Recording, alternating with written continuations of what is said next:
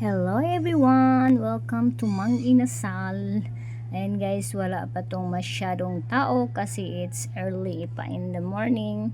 Kaka-open lang nila sa branch dito sa Meps Pusok, Ibu, Lapu-Lapu City. Ayan, kumain na kami guys with Onin.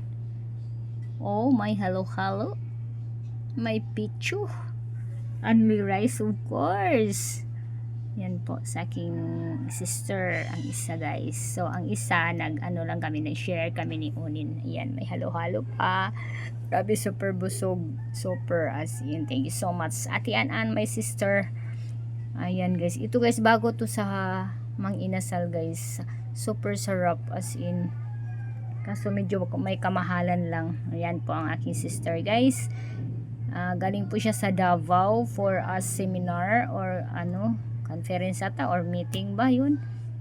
Ayan, so may pasalubong siya sa akin. Ito, marami siyang pasalubong.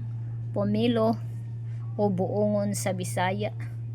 Ayan guys, pomelo. Hindi lang isa yan. Tatlo pa yan guys. Tatlo at may ano pa, marang yema. Oh, at saka ano tong isa, durian yema. Oh, pasalubong yan guys from Davao. At saka ano, pauwi na kasi ang sister ko to Bohol. So nag-ano kami dito, nag-meet up dito sa malapit lang sa airport. Ayan, busog na busog ako dyan kasi free, nakalibre kami ni Oni ng lunch before uwi siya sa Bohol. Thank you, Ate!